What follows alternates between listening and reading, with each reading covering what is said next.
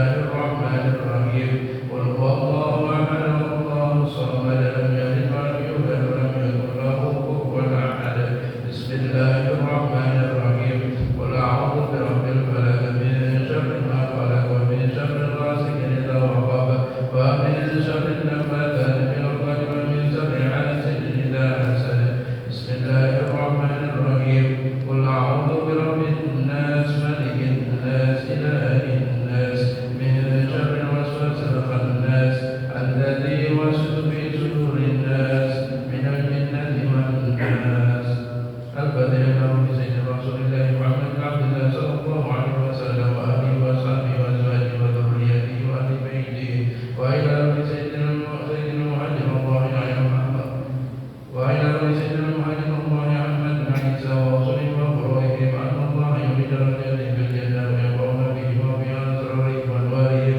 في الدين والدنيا والآخرة الفاتحة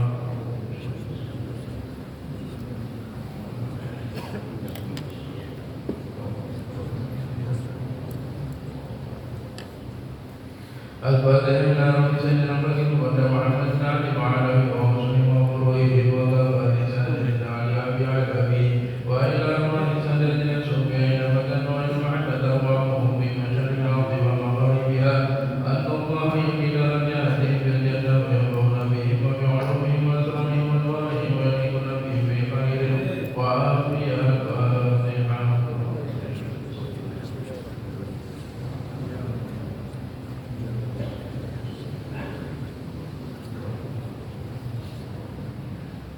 الفاتحة إلى رسول ربك والمشهد والعباد والبلاد عن عبد الله بن علاوي الحداد وأوصولهم وفروعهم أن الله يحيي درجاتهم في الجنة ويفرحون بهم وبأسرارهم وأنوارهم وبركاتهم في الدين والدنيا والآخرة الفاتحة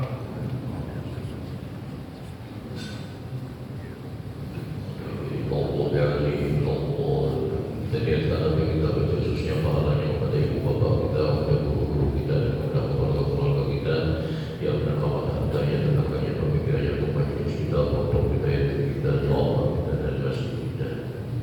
الفاتحة لنا ولكم يا حاضرون ووالدنا ووالديكم ولكافة الله الصالحين ولجميع المؤمنين والمؤمنات والمسلمين والمسلمات أن الله يغفر لنا ولهم ويرحمنا وإياهم ويرضى بهم وبأسرارهم وبركاتهم الفاتحة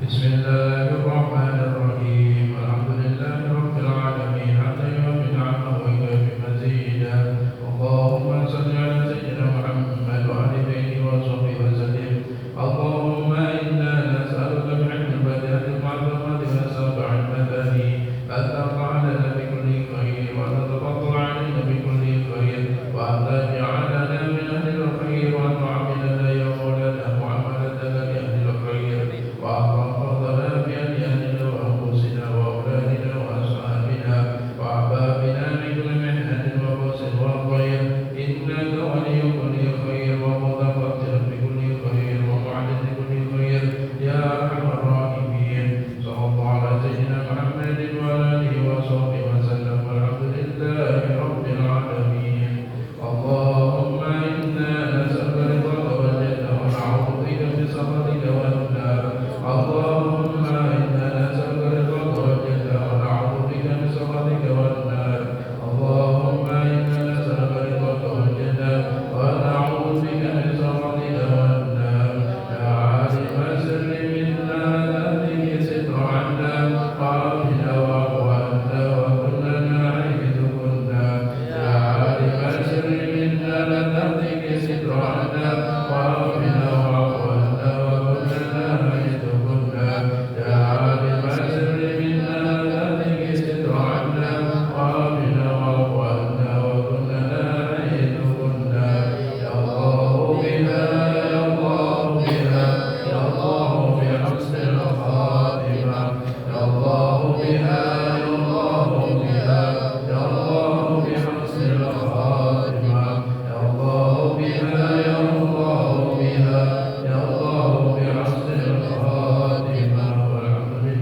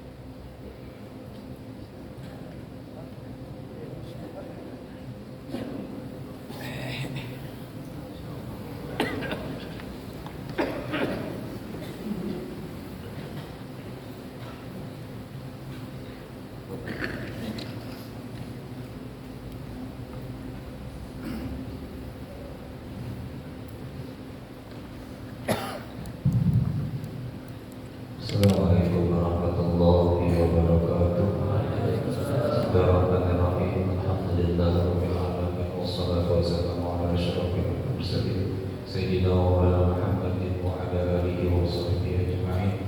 Amma ba'du, yang sama-sama kita muliakan, yang alhamdulillah pada hadir di tempat kita ini, kami yang sangat mulia, juri Rasulullah sallallahu alaihi wasallam, yaitu yang mulia Habib Adi Zainal Abidin bin Abdullah Al-Qab. Beliau adik daripada almarhum Habib Tahir bin Al-Qab, bersama beliau yang baru saja datang dari Hadramaut Yaman, tanggal 17 tadi datang ke Yaman, kemudian tanggal ini berangkat ke Banjarmasin, tempat kita ini alhamdulillah, yaitu Habib Ahmad Safwatullah, dan juga Habib Farid yang kita muliakan dan yang kita cintai, yang kita muliakan guru kita Ahmad Zunaidi. Alhamdulillah kita bersyukur dengan kedatangan tamu kita yang mulia, yang insya Allah nanti setelah kita baca kitab, kita akan dengarkan tausiah atau nasihat dari beliau, yang mana dahulu kami lawan guru waktu ziarah ke Jawa, beliau menjenguk makan di Jakarta di Jombet Gang Puluh di pondok pesantren beliau. Kemudian jamuan yang sangat luar biasa, kami bersama rombongan satu mobil kemarin bis dijamu beliau. Kemudian guru kita diberikan kehormatan yang sangat luar biasa, yaitu tausiah di tempat beliau di Jakarta. Alhamdulillah. Jadi hari ini kita bersyukur bahwasanya Al-Habib bisa kembali ke sini. Dahulu juga sudah pernah, cuma di seberang sana. Nah, hari ini di tempat yang baru ini, mudah-mudahan dengan kedatangan beliau ini agar senantiasa keberkahan kita dapat berkah. Mungkin itu saja yang bisa Allah sampaikan. Terima kasih kami ucapkan kepada yang mulia Habib Ali Zainal Abidin yang telah berkenan dan aku sini dulu bawa ke sini. Nah, jadi kita dengarkan dulu senantiasa pelajaran kita. Assalamualaikum warahmatullahi wabarakatuh. Bismillahirrahmanirrahim. Alhamdulillahirabbil alamin wa bihi nasta'inu 'ala umuri dunya waddin. Wassalatu wassalamu 'ala asyrafil anbiya'i wal mursalin sayyidina maulana Muhammadin wa 'ala alihi wa sahbihi ajma'in wa man tabi'ahum bi ihsan ila yaumil din. Amma ba'du. Subhanallah walhamdulillah wa la ilaha illallah wallahu akbar wa la hawla wa la quwwata illa billahil 'aliyyil 'azim. عدد كل حرف كتب ويكتب بدل وتبين ودهر الدهرين. يا رب العالمين سبحانك لا علم لنا إلا ما علمتنا إنك أنت العليم الحكيم. اللهم افتح لنا فتح العالمين وناور البصائر بأنوار الإمكان واليقين واجعل عملنا خالصا لوجهك الكريم. فيا أيها الخطيبون المستمعون رحمكم الله، يا sama-sama kita muliakan para habaib khusus adalah Habib yang datang dari Jawa, itu saudara daripada kita Habib Tahir yang pernah awal permukaan majelis kita ini seperang itu adalah Habib Tahir. Alhamdulillah adik beliau juga di tempat kita dan nantinya acara besar kita beliau bermisi waktu di tempat kita. Marilah teruskan pelajaran kita, masih penyerapan paslon di bayan wujubin taubat wa qamdiha, pasal pada menyatakan wajib tobat dan kelebihannya atau keistimewaan yang orang yang tobat. Berkata Imam Al-Ghazali rahimahullah ta'ala, "Ilam ketahuilah ya kau annal ayat wal akhbar," bahwasanya beberapa ayat Al-Quran dan hadis-hadis Nabi dalam menunjukkan ala wujubin taubat, atas wajibnya taubat, kama dalla aqdu ala dzalik bima bayyanahu, sebagaimana juga adalah menunjukkan akal atas segala wajibnya taubat dari segala maksiat, menunjukkan dalil akal yang demikian itu di dalam yang telah kami sebutkan dahulu itu, jadi sudah juga dibicarakan pada tobat daripada dosa dan kesalahan.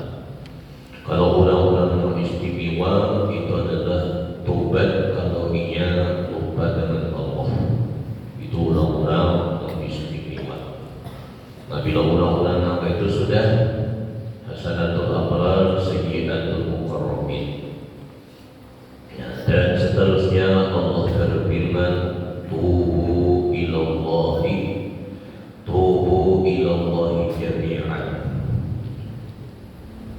Seterusnya, tubu ilallahi jami'an ayyuhal mu'minun la'allakum tuflihun. Itu sambungan ayat. Di sini tubu ilallahi jami'an. Itu tobatlah sekalian kamu kepada Allah daripada dosa kamu. Ayyuhal mu'minun, wahai orang yang beriman. Apa hasilnya nanti diberi orang yang tobat? La'allakum tuflihun. Pasti kalian menjadi orang yang beruntung. Pasti orang itu selamat. Karena rahmatnya Allah lebih luas daripada murkanya. Jadi jangan pernah kecil hati bahwasanya sebesar apa saja dosa dan kesalahan Allah Maha Pengampun.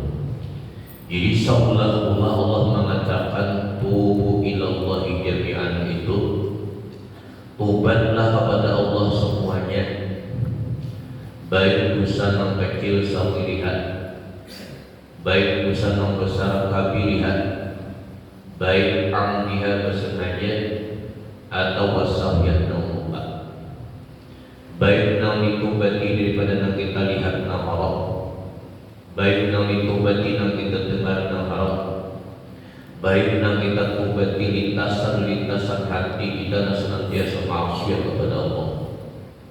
Lebih lagi amal zahirah yang kita lakukan dalam maksiat. Tobat kepada Allah Subhanahu wa taala. Kalau kita melihat redaksi ayat ini, tubu ilallah, itu seakan-akan Allah yaqul, seakan-akan Allah berkata la taqnatu min rahmati, kata Allah. Jangan engkau putus asa daripada rahmatku. Walaupun dosa ini adalah sama sampai ke atas langit, sementara kalau kita minta ampun akan diampuni oleh Allah Subhanahu wa taala. Makanya beruntung kita masih ada kesempatan duduk di majelis ilmu, karena di antara majelis ilmu ini akan mengikis dosa dan kesalahan kita yang telah berbuat.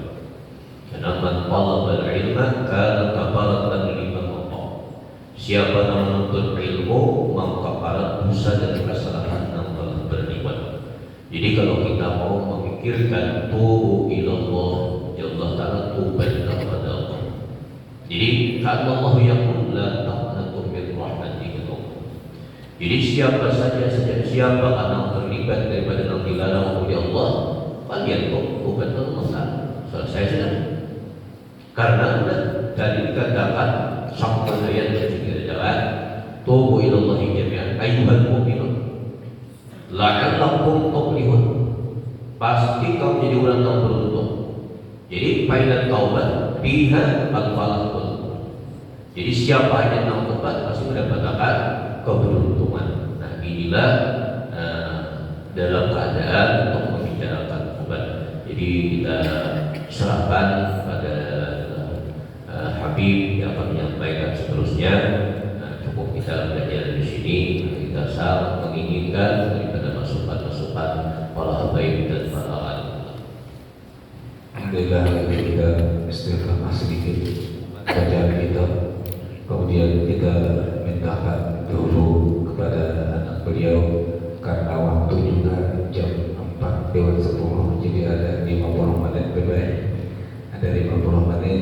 Jadi ulun serahkan kepada anak pian selanjutnya disambung oleh Habib Ali Zainul Abidin. Maka dengan ini kami persilakan. Allahumma shalli ala sayyidina Muhammad, Allahumma shalli ala sayyidina Nabiyina wa maulana Muhammad.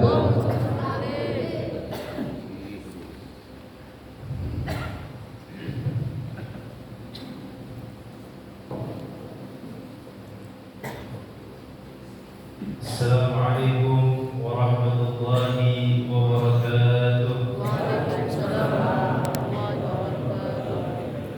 Bismillah, alhamdulillah, wassalatu wassalamu ala rasulillah Sayyidina Muhammad ibn Abdullah wa ala alihi wa sahbihi wa man wala, amma ba'du. Alhamdulillah, kita bersyukur kepada Allah Subhanahu wa ta'ala yang mana pada sore hari ini kita berkumpul di tempat yang mulia, kita hadir untuk meraih rahmatnya Allah Subhanahu wa ta'ala, untuk menjalin hubungan dengan kekasih Allah Subhanahu wa ta'ala, baginda Nabi yang mana Allah Subhanahu wa taala berfirman, kuntum khairu ummatin ukhrijat lin-nas, kalian adalah sebaik-baiknya umat yang dipilih oleh Allah Subhanahu wa taala menjadi umatnya baginda Nabi besar Muhammad sallallahu alaihi wasallam. Hadirin yang dirahmati oleh Allah Subhanahu wa taala, tatkala kita ingin berbicara tentang kemuliaannya baginda Nabi besar Muhammad sallallahu alaihi wasallam, maka tidak ada lisan yang mampu berbicara tentang keagungannya. Tidak ada pena yang sanggup untuk menuliskan tentang keutamaannya. Bahkan dikatakan, la ya'rifu qadra Muhammadin illa Rabbu Muhammad. Tidak ada yang mengetahui hakikat Nabi besar Muhammad melainkan sang penciptanya, yaitu Allah Subhanahu wa taala. Dan Sayyidina Abdullah bin Abbas pernah berkata, fa wallah ma khalaqa wa la dara'a wa la bara nafsan akrama ilaihi min Muhammad. Demi Allah, Allah Subhanahu wa taala tidak pernah menciptakan, tidak pernah mengadakan, tidak pernah mewujudkan seorang sosok yang lebih mulia daripada baginda Nabi besar Muhammad. Hadirin yang dirahmati oleh Allah Subhanahu wa taala, suatu ketika Allah Subhanahu wa taala mengutus malaikat kepada Nabi sallallahu alaihi wasallam untuk memberikan 3 permintaan yang mana tidak akan tertolak. Yang pertama, malaikat bertanya, "Wahai Rasulullah, apa yang kau minta?" Maka Rasulullah menjawab, "Allahumma ighfir li ummati." Kemudian yang kedua, Rasulullah menjawab lagi, "Allahumma ighfir li ummati." Dan yang ketiga, Rasulullah menjawab, "Allah syafaat li ummati yaumil qiyamah." Syafaat untuk umatku kelak di hari kiamat. Semoga kita semua dimasukkan dalam golongan umat Rasulullah SAW yang dekat dengan beliau. Hada minni wal 'afwu minkum. Wassalamualaikum warahmatullahi wabarakatuh.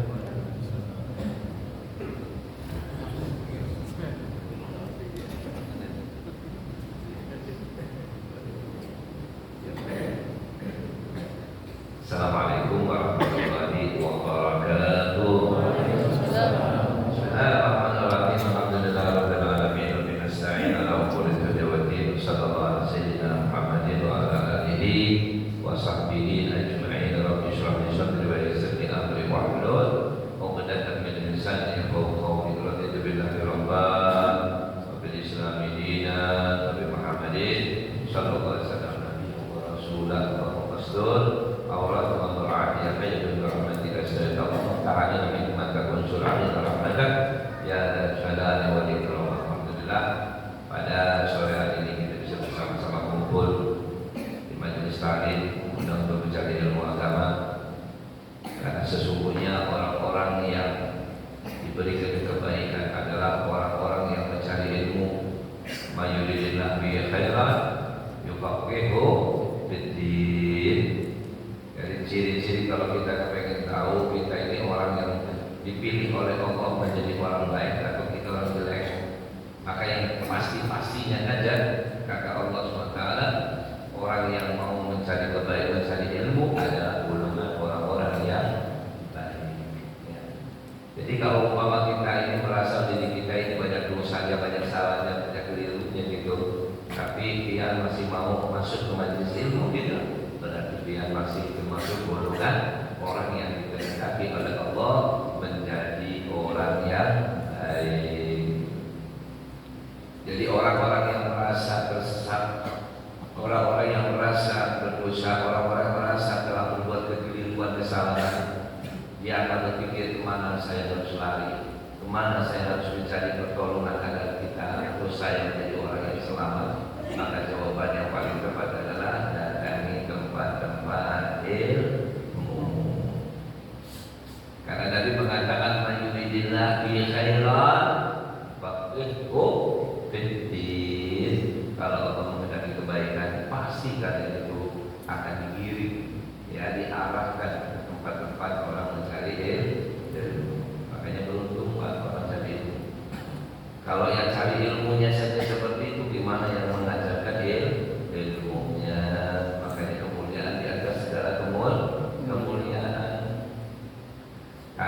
baru saja mendengar bab yang berkaitan dengan apa? Taubat, ya, masalah yang berkaitan dengan taubat. Itu bagaimana dengan taubat tersebut? Taubat ini perintah Allah untuk kita minta ampun kepada Allah Subhanahu wa taala. Karena bagaimanapun caranya hidup manusia itu tidak akan luput daripada kesalahan. Dulu kala Nabi Shallallahu Alaihi Wasallam mendatangi Jibril, dan Jibril berkata kepada Rasulullah, ya Rasulullah, Allah mengatakan kepada engkau bahwasanya umatmu kalau dia itu bertobat, ini berarti ini syafaat Nabi, sayangnya Nabi kepada kita, azizun alaihi ma anitum. Apa anitum di sini? Ini salah satu di dalam penafsiran tersebut, bahwa suatu ketika ya Jibril itu datang kepada Nabi Sallallahu Alaihi Wasallam memberitahukan bahwasanya umatmu, hai Nabi Muhammad, apabila bertobat sebelum 1 tahun dari kematiannya, maka Allah akan mengampuni dosa-dosanya. Itu berarti 1 tahun sebelum mati. Apa kata Nabi? Ya Jibril, as-sanad katsir. 1 tahun itu lama. Jadi biar tobat kali ini matinya harus tunggu setahun yang akan datang. Kalau matinya sebulan lagi, 2 bulan lagi, tobatnya tidak diterima. Karena tobat itu kata Allah mengatakan kepada Nabi yang melalui Jibril harus 1 tahun sebelumnya. Sebelum Anda mati 1 tahun, coba bayangkan. Maka Nabi dengan kasih sayangnya kepada umat minta sama Allah, ya Jibril, as-sanad katsir. Setahun itulah lama.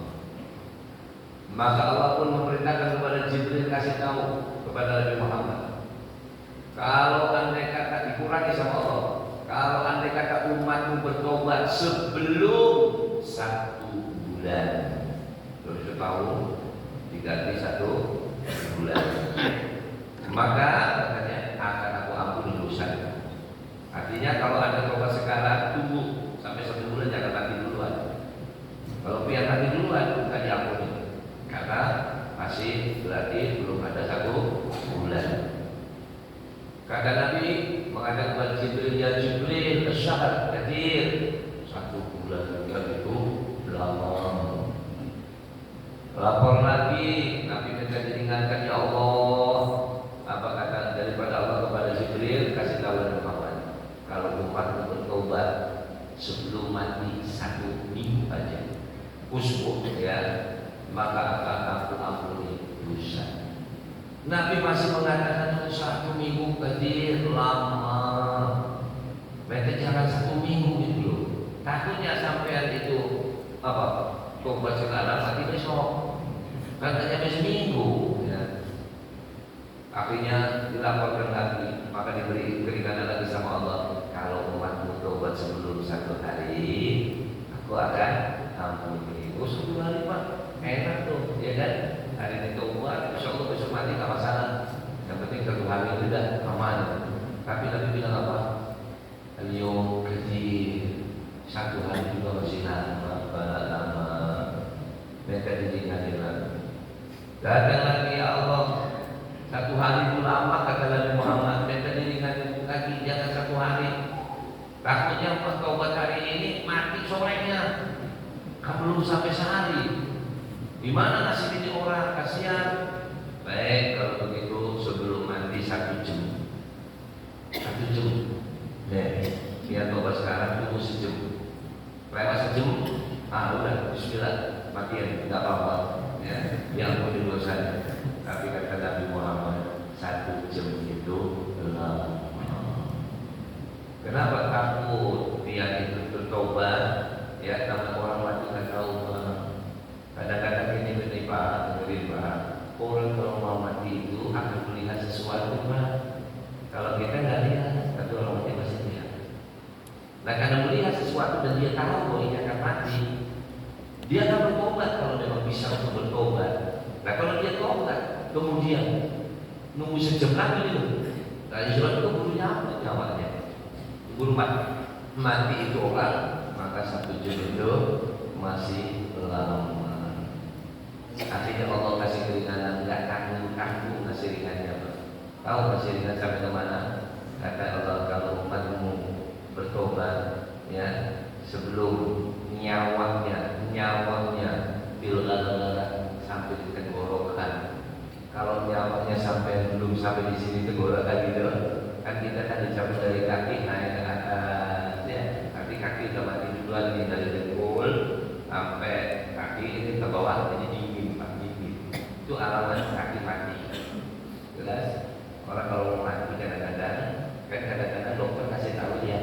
Dokter kadang kasih tahu dong, Bapak, ini pasien ini sudah mau mati. Kenapa kok dokter tahu? Emang dokter malaikat? Emang dokter yang mulia? Bukan. Itu ngawur itu. Ini dokter ini sangat medis. Medis itu ada ilmunya, Pak. Ya. Saya waktu ibu saya kebetulan itu saya melihat dengan mata kepala sendiri gitu, nyaksiin sendiri kan saya di situ. Itu ibu saya itu mau meninggal dunia, itu anak-anaknya tuh Victor, saya dan sebagainya, itu kan anak-anak beliau kumpul di rumah saya itu waktu mau meninggal. Tadinya kita lagi ngobrol-ngobrol biasa aja. Kemudian karena ibu saya dirawat di rumah, ada susternya yang jaga 24 jam gitu ya, yang dari rumah sakit sudah. Nah itu susternya kasih tahu. Setelah kita kumpul lagi ngobrol dan gitu, nah dikira biasa-biasa aja, nggak ada masalah gitu. Terus dikasih tahu, Pak, keluarga sini ini ibu sudah menjelang kematian. Kenapa? Karena ada rekam jejak daripada nafas itu, mesin itu ya, tadi itu lihat sekian detik. Jadi peredaran jantung ini, pergerakan jantung ini ada hitungannya. Kalau hitungannya sudah di bawah sekian, itu nggak mungkin naik jantung. Berarti ini pasti akan turun gitu. Makanya di situ waktu itu alat-alat itu di ibu saya masih banyak. Ada seorang yang di mulut, ada yang selang di hidungnya. Makanya saya bilang, ini kami sudah mau meninggal. Saya kira sebaiknya lebih bagus selang-selang ini kita lepas. Jangan sampai nanti meninggal istilah kata masih ada selang-selangnya. Jadi istilah kata yang kurang etis, kurang enak. Orang mati kok masih ada kayak gituan. Jadi lebih bagus. Kan ini sudah mau mati, udah kita bakal hidup lagi. Udah cabutin aja, dicabut Pak semua. Cabut jadi bersih, udah nggak ada alat-alat apa-apa. Nah kita diberitahu tuh, ini sudah menjelang wafatnya. Belum mati dulu, masih kelihatan nafas. Dicabutin semua. Nah itu agak lama kemudian sudah nggak dapat karena udah dicabutin. Kita kalau pegang kaki sudah rasa dingin, Pak, dingin, beres. Kakinya dingin, pahanya belum apa, kaki dingin, pahanya dia betis ke bawah itu udah dingin. Di sini masih ada. Nggak lama, ini juga dingin lagi, Pak, perutnya masih ada. Nah, itu yang namanya peredaran pencabutan nyawa, ya. Nyawa itu jatuh juga sedemikian rupa pelan dari kaki sampai. Nah orang yang mau meninggal, ya, itu kan dicabut sampai ke tenggorokan. Kalau sudah sampai sini ini namanya balap, ini tenggorokan ini udah nggak bisa ngapa-ngapain udah. Maka kita keluar saja nyawanya. Kata Allah SWT kepada Nabi-Nya, selagi umatmu nyawanya, ruhnya dicabut belum sampai ke tenggorokan, ya, maka orang itu masih bisa bergaul. Nah kalau sudah sampai sini, sampai mau tobat, Pak, udah selesai. Kalau udah sampai sini tinggal ya copot aja tuh rohnya, tinggal lepas aja. Nah disitulah kasih sayang Nabi Shallallahu Alaihi Wasallam kepada umatnya agar supaya bisa bertobat sekalipun pada detik-detik kematian. Nah orang yang mau mati secara umum itu tahu dia bahwa ini nyawa saya sudah sampai dengkul, nanti sudah nyawa saya sampai ke perut, nyawa saya sudah naik sampai ke dada, dia tahu dan dia merasakan itu semua. Nah tinggal permasalahannya orang baik apa enggak, gitu aja. Kemudian biasanya orang walaupun seperti itu, jarang orang mau mati itu masih sadar. Kadang-kadang tidak disadarkan sama Allah. Tapi kalau bilang orang mau mati masih sadar, sampai detik-detik ngomong, mama kayak gini saya ngomong ini kan, tahu-tahu mati gitu. Nah itu kan berarti sampai akhir detik kematian masih sadar, ya, masih sadar, Pak. Nah di sini diberikan kegiatan buat umat Nabi Muhammad. Terkadang ada orang yang penuh kesadaran, dia paham ini saya sudah sampai dulu. Ada seorang ibu, cerita yang kedua teman saya kebetulan punya ibu gitu ya, ibunya teman saya. Teman saya cerita pada saat ibu saya mau meninggal, kita keluarga sudah kumpul, kemudian anak-anaknya di samping ibu tadi, ibunya masih sadar, masih ngomong, masih nasihatin sama anak ini, dia sudah mati. Terus kemudian si ibu itu ngomong sama anak, nah nyawa saya, roh saya udah sampai dengkul, dikasih nyawa kan? Kalau ibu gimana? Ya, itu saya sudah ada nyawanya nak, ibunya tak dipegang sama anak-anak. Betul juga ya, dingin kata saya. Terus kemudian anaknya ngajarin ngomong sama ibunya kalau mau mati gitu, diajarin ngomongnya apa? La ilaha illa anta subhanaka inni kuntu minadh dhalimin. Si anak ngomong kepada ibunya, ngajarin ibunya suruh ngomong itu. Apa jawaban ibunya? Nah, bukan itu bacaannya nak. Kalau orang mau mati bacanya la ilaha illallah. Ibu udah yang koreksi anak gitu. Kalau orang mau mati bukan baca gitu nak, bacanya la ilaha illallah. Itu orang mau mati masih pinter. Orang mau mati masih banyak, luar biasa. Sampai memperbaiki dari omongan orang yang masih hidup. Yang mau ngajarin, diajarin sama ibunya, bukan gitu. Ngomongnya la ilaha illallah. Kata oh iya, saya lupa. Subhanallah. Kalau punya hamba yang pilihan itu ya Pak, itu kan akan dikasih keringanan, kemudahan sampai mau meninggal pun ya diajarin lagi dari Allah. Cobanya bukan itu bacaannya la ilaha illallah. Dibaca la ilaha illallah. Lalu kemudian ibunya tadi ya naik terus kemudian terus kaki. Nah di sini artinya apa? Umat Allah diberi keinginan buat umat Nabi Muhammad luar biasa. Dan orang mau mati pun itu akan menyaksikan berbagai macam kesaktian Pak. Ya, itu orang mau mati itu menyeramkan. Orang mau mati itu menyeramkan. Musuh Allah iblis itu ya menggoda manusia, itu paling dasar yang menggoda selama Anda hidup itu saat Anda akan meninggal dunia. Coba ya, saya mau beri contoh atau terangkan di sini. Anda bisa boleh duduk ini. Bagi yang tua-tua saya bilang pengalaman sudah pernah tahu mungkin ya. Coba sedikit apa-apa. Orang yang mau mati Pak, rata-rata orang mau mati itu Pak, ya, itu didatangi orang tuanya. Pernah dengar? Orang mau mati, ya kurang seminggu, kurang 10 hari, atau beberapa hari, itu didatangi Pak. Orang banyak datang, ya.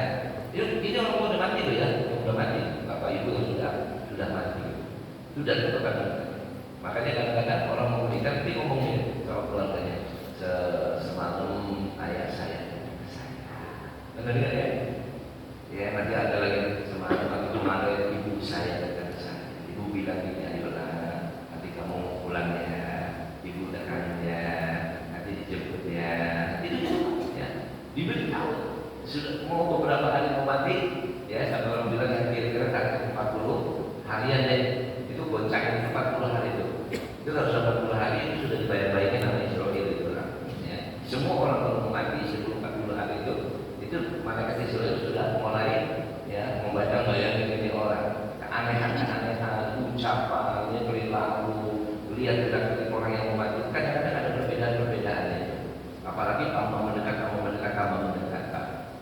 Itu banyak kisah ulama, aulia ya, yang menyaksikan seperti itu, yang mengetahui seperti itu di saat orang akan meninggal. Maka apa yang terjadi di sini? Bahwasanya orang yang akan mati tersebut akan didatangi oleh orang tuanya. Dan orang yang mau mati paling suka, paling senang kalau orang tuanya datang. Jadi nanti punya kalau mau mati, Itu paling ditunjukkan siapa? Orang tua pria. Ngerti bapak ibu pria. Bukan bini, bukan. Ya. Dia mau mati pikiran bini saya gimana? Enggak mikir. Pikirannya apa? Orang tua. Pengen ketemu sama orang tua. Rindu kangen sama orang tua. Ya sama anak kecil-kecil ini juga semuanya kadang apalagi modal, ada banyak lagi bete, lagi apa jenuh, pengen apa? Ketemu sama emak, ya mesti ketemu. Kalau udah bahkan kadang-kadang mama maunya datang langsung nangis tuh ada, ya. Aduh masih nangis, gitu ya. Bukan nggak betah, bukan, gitu. Cuma karena kangen jadi kepengen ikut sama emaknya. Karena pengen ikut, jawabannya permisi mau pulang aja, gak jadi mondok. Kayak salah itu bukan nggak betah, itu cuma kangen doang. Ya, silakan aja lah jalan-jalan kalau mau sedikit gitu ya ke Indomaret, beli permen, beli susu gitu ya, beli sama emaknya sudah muter-muter, balik lagi pulang ke pondok, itu selesai. Ini kadang enggak, karena anaknya nangis, mau pokoknya sama emaknya aku kangen, aku gak mau ini, aku maunya pulang aja gitu ya. Emaknya kebingungan, akhirnya apa?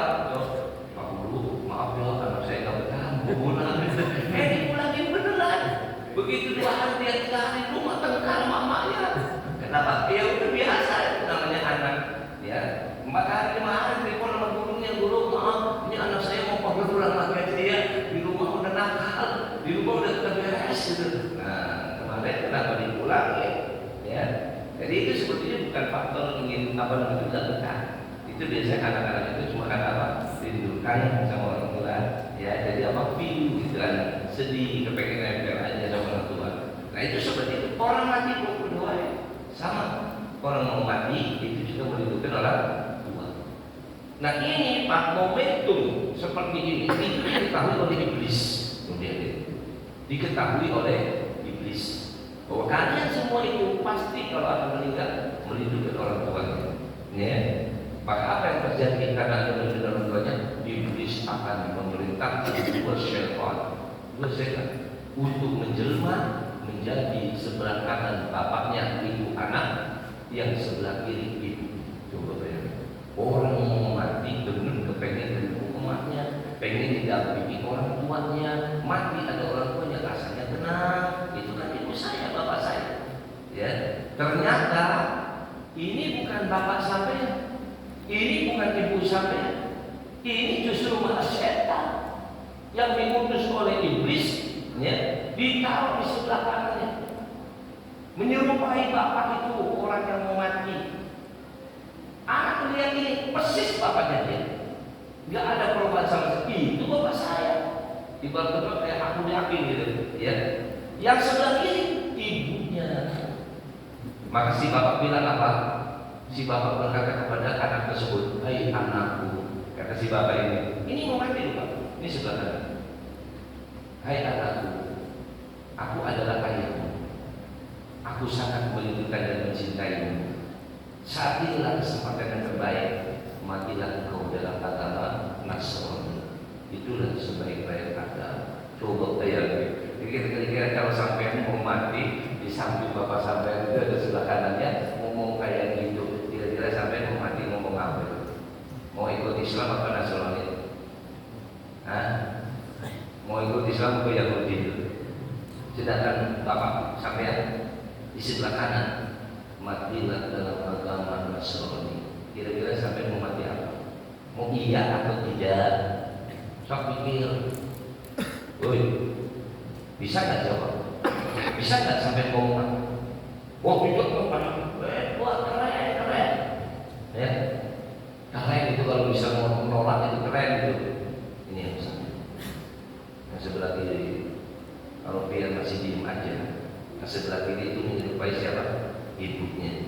Dia akan mengatakan kepada anak tersebut, anakku, ya, aku adalah ibumu yang telah mengandungmu 9 bulan. Jadi ingat itu. Ya, telah menyusuimu, telah menimang-nimangmu, dan kau sangat mencintai rindukan. Sekarang inilah kesempatan buat engkau matilah dalam agama Yahudi. Kira-kira bisa nggak sampai merah? Kalau orang tua sebelah kanan kiri, apa yang kita? Makanya Al-Quran mengatakan apa? Wala tamutunna illa wa antum muslimun. Kenapa? Kok itu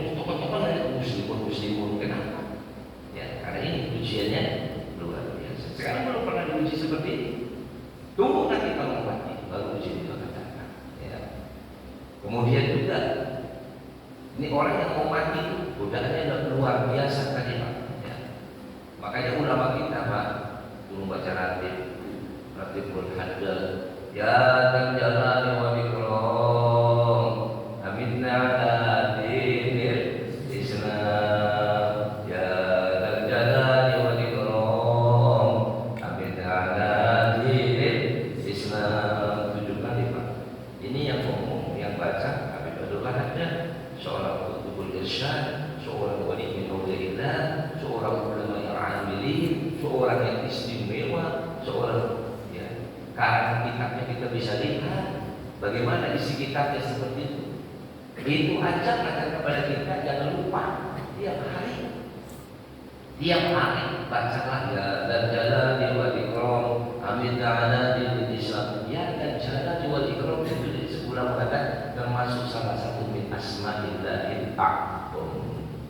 Ya, Bismillahil a'zam itu ada beberapa nama dalam Al-Qur'an. Ada yang Hayyu ya Qayyum, Bismillahil A'zam, ya Al-Ahad As-Samad, Bismillahil A'zam, Ar-Rahman, Bismillahil A'zam, ya dan Jalal wal Ikram, Bismillahil A'zam. Itu salah satu daripada yang ada di dalam riwayat-riwayat apa itu Bismillahil A'zam, itu nama-nama tersebut. Ya.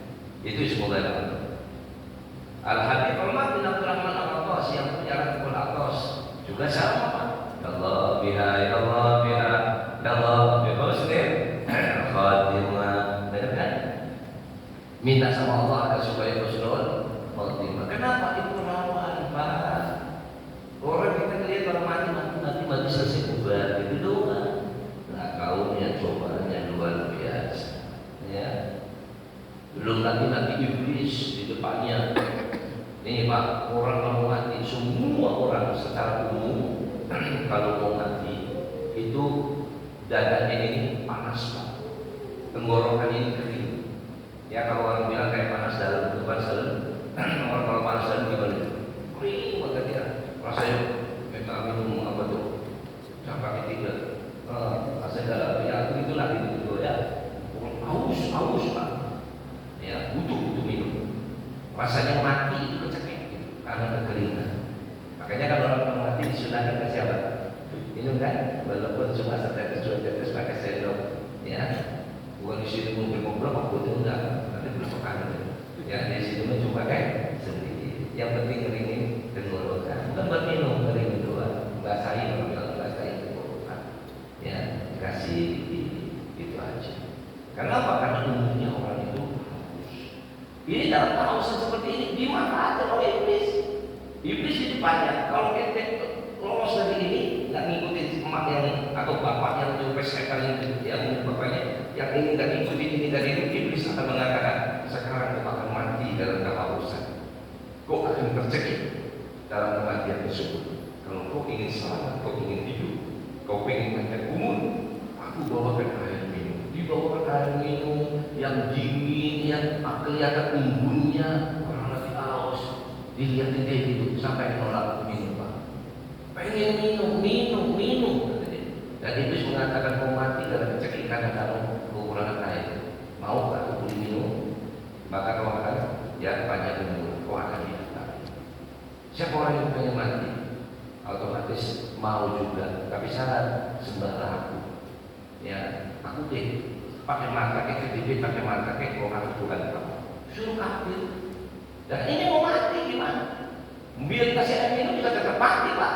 Ya. Namanya udah waktunya mati. Buat nama iblis itu tahu ini udah mau mati, tahu.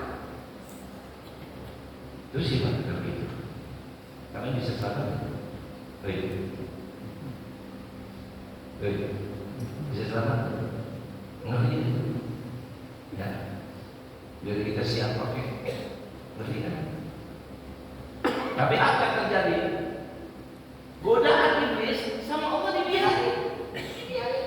Lu udah silakan, kita bilang, lu gak usah goda ya. Ini hamba tuh yang soleh. Sampai maaf ya, pernah Imam Ahmad bin Hanbal, kalau anda baca riwayat Imam Ahmad bin Hanbal, ini Imam Ahmad imam yang luar biasa.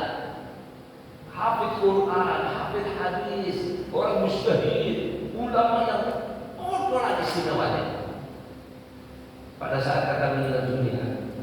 Itu keluarga murid-murid mengelilingin, mengatakan dia imam pun la ilaha illallah. Disuruh, ini Imam Ahmad loh Pak ya, bukan dia, bukan saya, bukan. Ini Imam Ahmad yang mengatakan dalam riwayat pernah bermimpi melihat Allah 99 kali. Itu Imam Ahmad.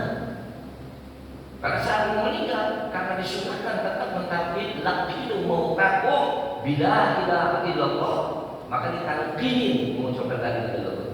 Apa kata Imam Ahmad pada saat ditalqin? La ilaha illallah. Jawaban Imam Ahmad cuma satu, la. Yang empat. Coba guru mau meninggal, terus keluarga di sini yang sini, ini guru di sini.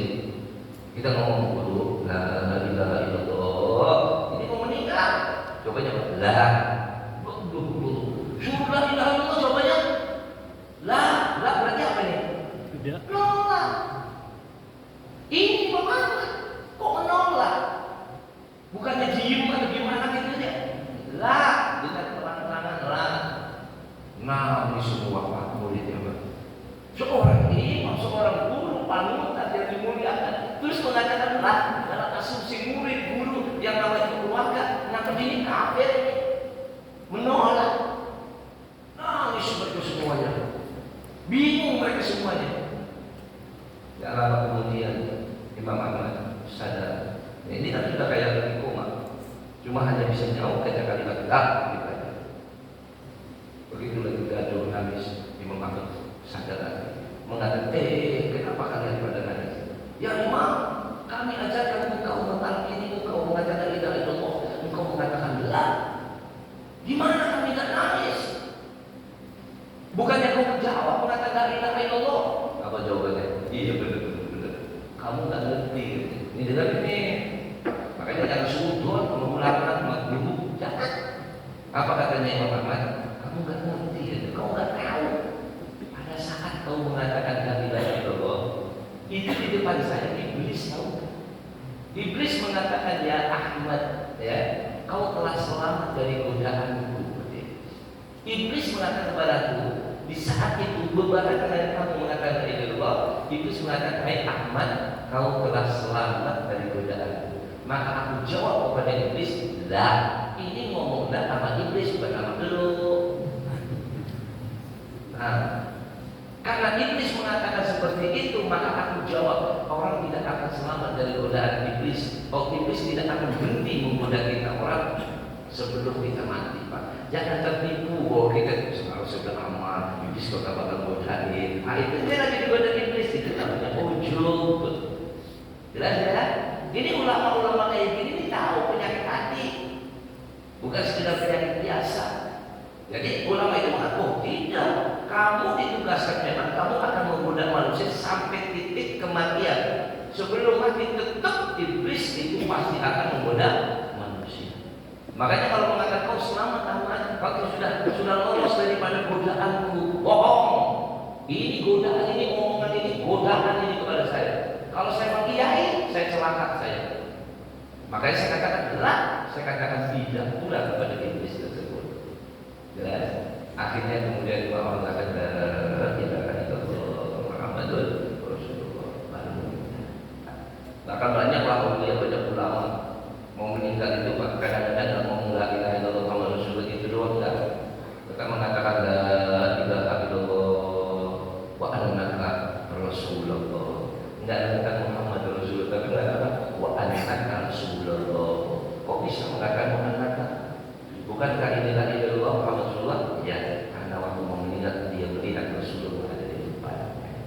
Karena melihat Rasulullah, maka dia mengatakan apa? Wa annaka. Annaka itu maksudnya kepada siapa? Kepada Nabi.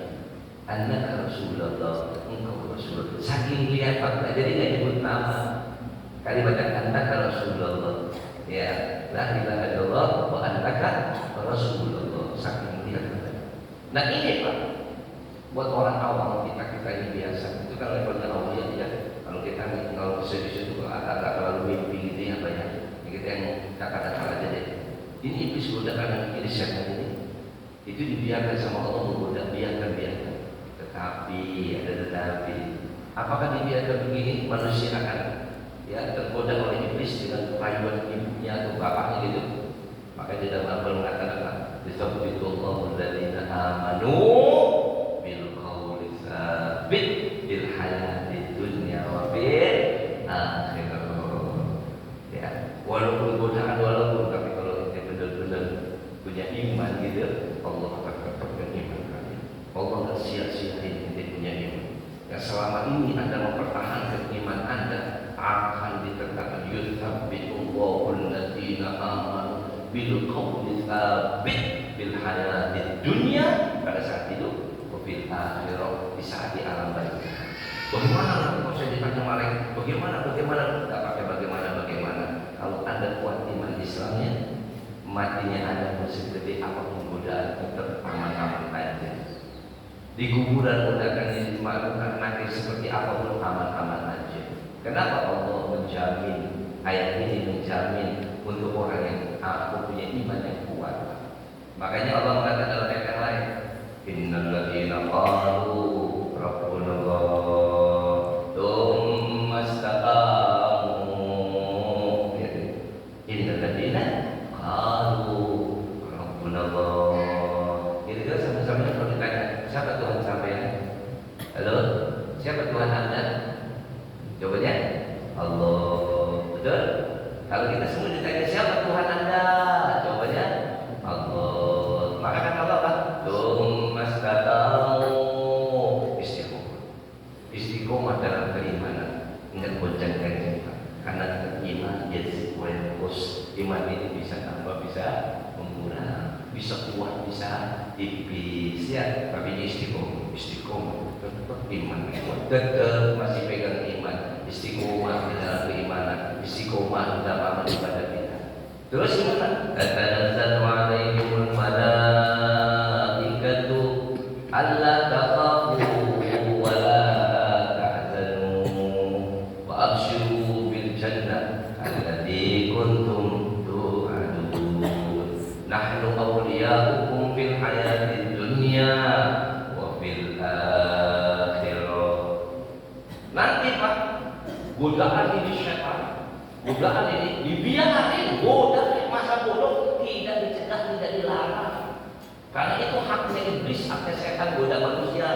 Jadi jangan bermimpi ente berdoa supaya tidak digoda setan, tidak bakalan. Tetap aja setan punya hak prerogatif, tetap goda.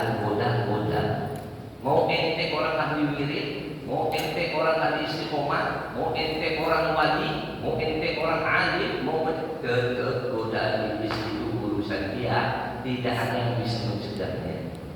Godaan tetap berjalan. Yang ada cuma ente aja dibimbing sama Allah, ente aja dicakap kasih solusinya aja. Ibarat nih Pak, ini mendung, terus turun hujan. Apa yang kita lakukan? Berhenti hujan, berhenti. Oh bukan berhenti, hujan tetap hujan. Berarti ya, hujan tetap hujan. Bagaimana saya pulang? Pakai payung. Jelas ya? Pakai payung, pakai mobil. Tunggu kalau nggak ada. Ya. Kalau nggak saya tetap jalan, ya hujan dulu. Ya. Jadi jangan berpikir supaya hujan ini berhenti. Oh itu enggak, itu bukan urusan ente. Yang kita diberi solusi sama Allah bukan menghentikan hujan, tetapi solusinya apa? Bagaimana Anda berlindung dari hujan itu saja. Bagaimana Anda berteduh, Anda pakai payung, Anda pakai mobil, atau tunggu saja sampai hujannya reda, gitu Pak. Jadi godaan itu tetap aja jalan. Mau wali kek, mau ulama kek, mau siapa kek, soleh-solehnya manusia tetap aja. Tetapi pertolongan Allah itu tetap akan datang dengan cara yang lain. Makanya di sini digoda, serupa ibu bapaknya. Ini orang udah kayak orang gila. Lihat ibunya ngomong seperti ini, lihat bapaknya ngomong seperti ini. Dua-duanya menyuruh dia kafir. Dua-duanya menyuruh dia keluar dari Islam. Apa yang dia harus lakukan? Ternyata bahwa tatanazzalu alaihimul malaikatu pada saat detik kematian sebelum Israil datang. Ini iblis sudah datang di ruang duluan, sudah menggoda itu duluan. Ente kalau nggak bisa jawab, mau bilang enggak gimana, mau bilang iya gimana. Ini nyuruh mati Yahudi dan Nasrani, ini nyuruh mati ya Rabbi. Ini dulunya minum air tapi kafir. Pilih yang mana ya Allah? Bingung. Jelas? Dalam kondisi itu kan turun balik. Ya, turun balik itu umpamakan itu di atas, di pandangan matanya itu. Begitu turun malaikat, ya Allah, itu malaikat cantiknya. Ini buat orang mukmin ya, yang mukmin yang muslim. Itu lihat malaikat itu cantiknya, belum pernah Anda lihat seumur hidup makhluk Allah yang paling indah, paling cantik, paling menyenangkan, paling harum lebih dari itu malaikat. Jelas? Dia ya Allah, siapa ini? Harum, indah, bercahaya. Siapa ini? Luar biasa baiknya. Kira-kira kalau orang lihat itu sangat memikau, menjadikan orang itu apa? Tercengang melihatnya. Maaf, kira-kira ingat nggak sama kata gitu? Ingat nggak sama bapak yang di sini waktu itu yang gini? Enggak. Loh, kok bisa aja? Enggak. Anda pernah lihat sejarah Nabi Yusuf? Bagaimana seorang wanita dikasih pisau, kasih apel, suruh motongin apel, ya. Kemudian Nabi Yusuf suruh lewat. Begitu lagi motongin apel, Nabi Yusuf melongo semua. Melihat Nabi Yusuf itu melongo, jelas tercengang dengan Nabi Yusuf. Sampai dia masuk motong, yang dipotong bukannya apel, jarinya pun kepotong. Jari terputus, dia tidak merasa. Dia tidak merasa dan tidak menganggap jarinya terputus. Gara-gara cuma numpang melihat Nabi Yusuf alaihissalam. Bagaimana dengan malaikat itu yang lebih jauh cantiknya dibanding Nabi Yusuf? Jauh itu malaikat. Maka orang yang mau meninggal dan itu gila sampai lupa itu. Gak dia remes itu. Iblis dirupain bapaknya dan diremes sama itu anak. Emaknya juga ada remes. Si setan gundul tuh. Ya iblis di depan bawa air. Katanya remes. Kenapa gak diremes? Lupa sama mereka. Karena tercengang melihat keindahan kecantikan daripada siapa? Malaikat. Begitu lihat, oh indah luar biasa, menyenangkan, ya, menggembirakan. Apa? Tatanazzalu alaihimul malaikatu alla takhafu wa la tahzanu. Malaikat itu terus ngomong, jangan takut ya. Kepada kita yang mati, dilawat, jangan takut. Kau mati, nanti sore datang sebentar lagi. Kau masuk kubur, jangan takut. Kok jangan takut? Kata malaikat jangan. Wala tahzanu, jangan pula kau sedih. Kenapa? Begitu mau mati beneran, ingat bini di rumah, ingat anak-anak kita, ya, ingat pondoknya, ingat rumahnya, ingat usahanya. Ya Allah, ini kalau saya tinggal gimana? Nasib anak saya seperti apa? Karena orang tua, betul nggak? Coba tanya guru, kalau anda kata pian mati sekarang siapa? Siapa? Mau mati biarkan. Tapi saya nggak mau mati. Kenapa? Pikirin anak guru masih kecil-kecil, ya kan? Benar kan? Pikirin apa? Pesantren. Ini kalau saya mati itu pesantren gimana? Siapa yang mau ngurusin? Ya. Karena kita juga berpikiran, perlu usaha. Kalau pribadi, untuk mati kita pribadi, siapa? Udah cukup 50-60 tahun, cukup kan? 60 tahun aja udah bengkak-bengkak, ya. Hidupnya susah, makan kagak enak, ya. Gigit ayam yang goyang gigi, kan begitu? Udah gak ya. Ibarat kita kalau mati 50-60 itu udah enjoy itu nggak masalah. Cuma kenapa nggak mau mati? Masih pikiran anak, pikiran murid, pikiran tanggungan, pikiran pesantren, pikiran itu aja. Kalau bukan karena ini semua, mungkin ada urusan. Ya, memang kita dipanjangin umur buat apa? Apa yang akan itu? Nggak ada apa-apa. Al-maut rahmatul mukmin. Kematian itu merupakan satu kesenangan, ketenangan buat orang mukmin. Nah ini malaikat mengatakan Allah tahzanu, jangan kau sedih. Kau tinggalkan istri, anak, sangat tidak usah sedih. Kenapa? Kau mati pun jangan takut. Kenapa?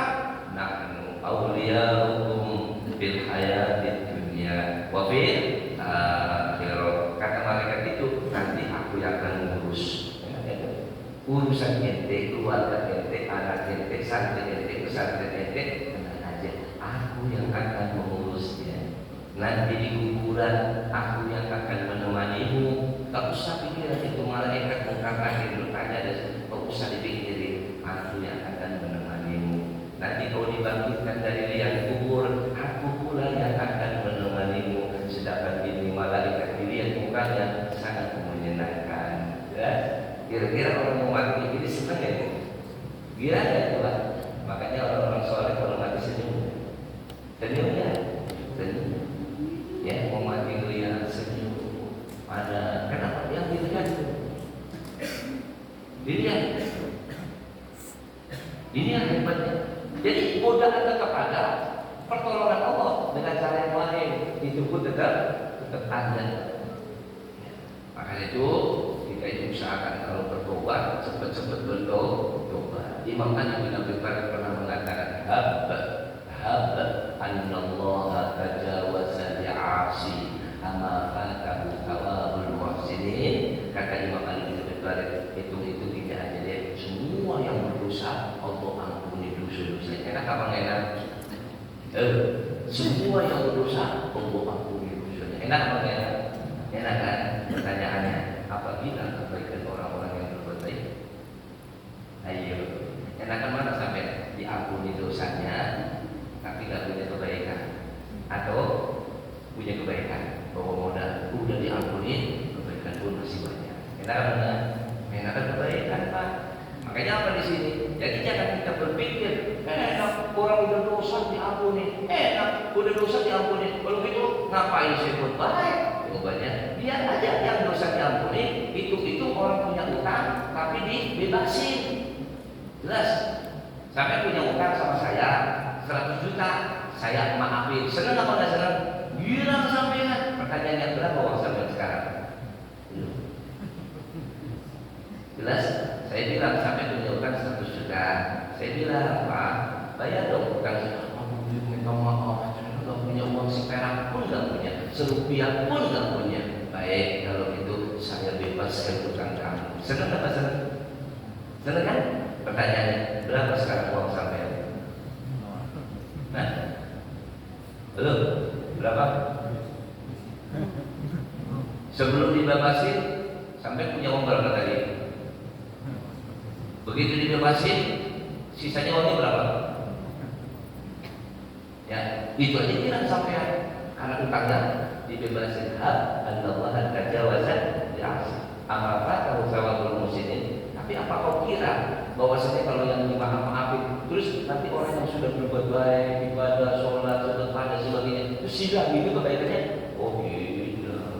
Ya, yang ini orang diampuni dosanya berarti nol, sudah dosa ada pahala ada, ya gak punya apa-apa nih.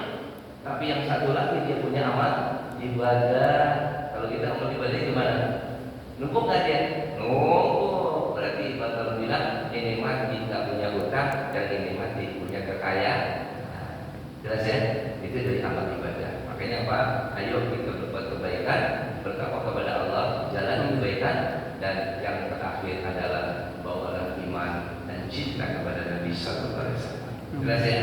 Mati jangan sampai mati kecuali Anda bawa iman dan cinta kepada Nabi Sallallahu Alaihi Wasallam. Karena Allah pernah mengatakan kepada Nabi Musa, ya Musa, mut ala tauhid wa ala hubbi Muhammadin Sallallahu Alaihi Wasallam. Itu saja yang saya sampaikan. Mudah-mudahan berbahagia untuk kita semuanya, dan mudah-mudahan niat hajat dan dulu kita insyaallah dikabulkan oleh Allah Subhanahu wa taala. Mudah-mudahan masjid ini insyaallah berjalan dengan sebaik-baiknya. Mudah-mudahan pesantrennya juga berjalan dengan sebaik-baiknya. Mudah-mudahan Allah Subhanahu wa taala menyelamatkan beliau daripada fitnah maupun haramnya wabah. Selamatkan daripada godaan dunia, godaan daripada manusia, godaan setan dan sebagainya. Dan dalam senantiasa dalam lindungan Allah Subhanahu wa taala, dimudahkan segala urusannya dan juga orang yang telah membantunya, yang akan membantu istrinya yang sedang membantunya. Mudah-mudahan Allah balas balasan yang lebih baik dari segala-galanya dan diberikan niat hajat mereka dikabulkan oleh Allah Subhanahu wa taala. Kita semua insyaallah dari pesantren ini dikeluarkan ulama-ulama salihin. Ulama-ulama yang muhibbin yang cinta kepada Nabi, cinta kepada keluarga Nabi, cinta kepada para alim ulama, ulama-ulama yang saleh, ulama-ulama yang memberikan kebaikan untuk bangsa, negara dan juga agamanya. Mudah-mudahan kita semuanya dipanjangkan umur dengan sehat walafiat dalam keadaan taat kepada Allah dan Rasulnya, dalam keadaan bahagia dunia maupun akhirat. Mudah-mudahan Allah Subhanahu wa taala mengumpulkan kita kelak bersama dengan baginda Rasulullah sallallahu alaihi wasallam. Amin ya rabbal alamin. Wassalamualaikum warahmatullahi wabarakatuh.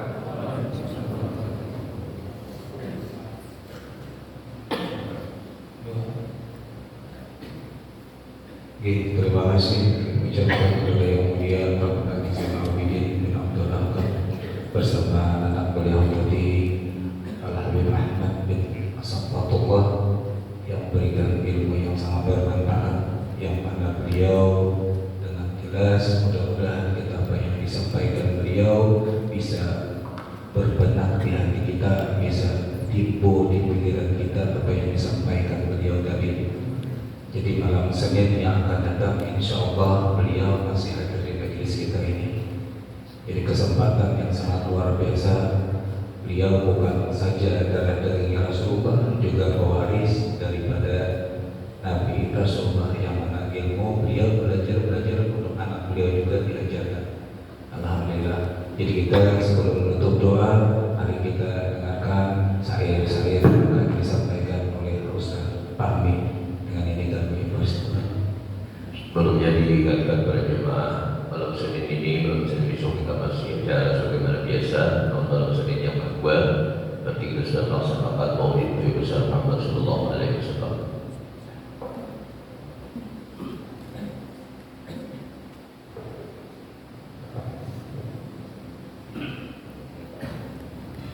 Allahumma salli wa sallim ala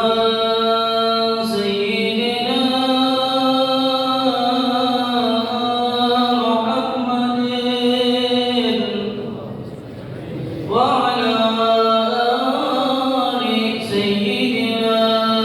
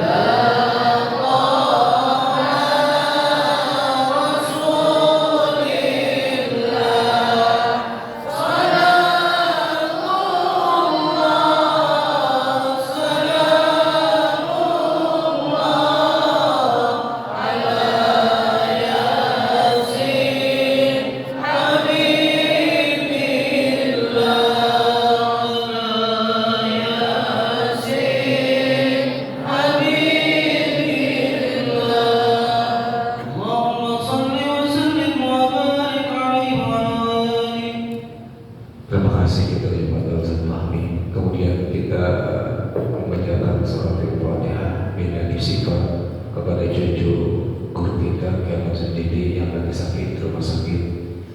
Mudah-mudahan berkati suratul Fatihah, berkati karamatul Fatihah yang ini akan diimami oleh Yang Mulia Habib Zabidin, kemudian disambung dengan doanya.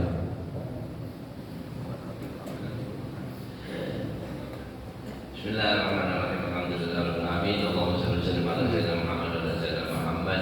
Allahumma inna natasawwalu ilayka min nabiyyina Muhammad nabi rahmah ya Muhammad inna natawassalu ilayka bi Allah subhanahu wa ta'ala an yashfi'a Muhammad Fatimul Abrar shifaan 'ajilan. Bihaqqi sayyidina Muhammad wa ali sayyidina Muhammad bihaqqi sayyidina Muhammad wa ali sayyidina Muhammad bihaqqi sayyidina Muhammad wa ali sayyidina Muhammad ya rabbal alamin. Allah sallallahu alaihi wa sallam sallallahu alaihi wa sallam sallallahu alaihi wa sallam sallallahu alaihi wa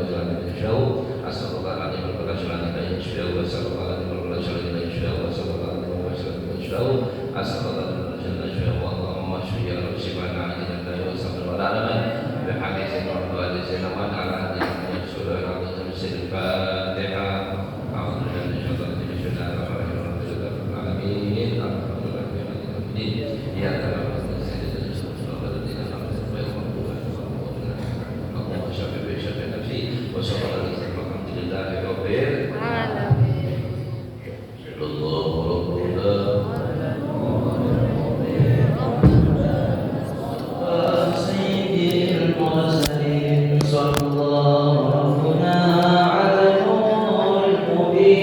Ahmad